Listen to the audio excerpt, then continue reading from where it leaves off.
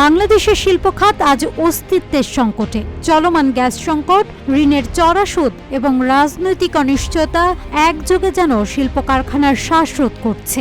উৎপাদন থেমে গেছে, কর্মসংস্থান হুমকির মুখে। আর উদ্যোক্তারা আশঙ্কায় বলেন, শিল্প বাঁচাতে না পারলে সামনে দুর্ভিক্ষ। এই কঠিন বাস্তবতায় অর্থনীতি হাঁটছে এক অজানা গন্তব্যের দিকে, যেখানে প্রতিটি পদক্ষেপই অনিশ্চয়তা আর সংকটের ছায়ায় ঢাকা। বাংলাদেশের শিল্প খাত গভীর সংকটে।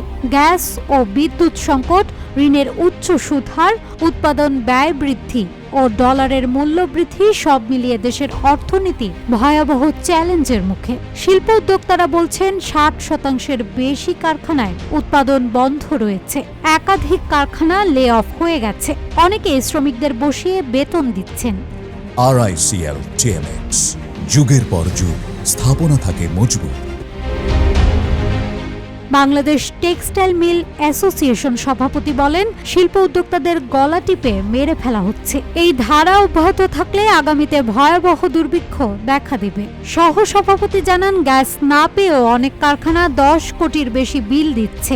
বিদ্যুৎ থাকছে না দিনে 6 থেকে 7 ঘন্টা, যা উৎপাদন কার্যক্রমে মারাত্মক বাধা সৃষ্টি করছে। অন্যদিকে ব্যাংক ঋণের সুদের হার 16% ছাড়িয়ে গেছে। এতে বিনিয়োগে অনাগ্রহ বাড়ছে, কর্মসংস্থান কমছে। গত 1 বছরে দেশের বেকারের সংখ্যা বেড়ে দাঁড়িয়েছে 27,30,000, যা অতীতের রেকর্ড ছাড়িয়েছে। রাজস্ব আদায়ের হারও গত 5 বছরে সর্বনিম্ন।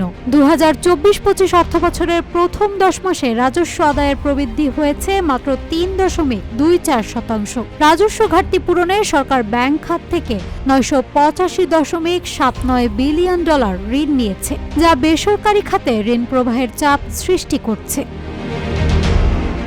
বিশ্লেষকরা বলছেন, রাজনৈতিক অস্থিরতা ও বিনিয়োগ অনিশ্চয়তা পরিস্থিতিকে আরো ঘোলাটে করছে। শিল্প, জ্বালানি ও এসএমই খাতে দ্রুত ও সুস্পষ্ট নীতিগত সহায়তা ছাড়া অর্থনীতির এই নাজুক অবস্থা থেকে উত্তরণ কঠিন হয়ে পড়বে।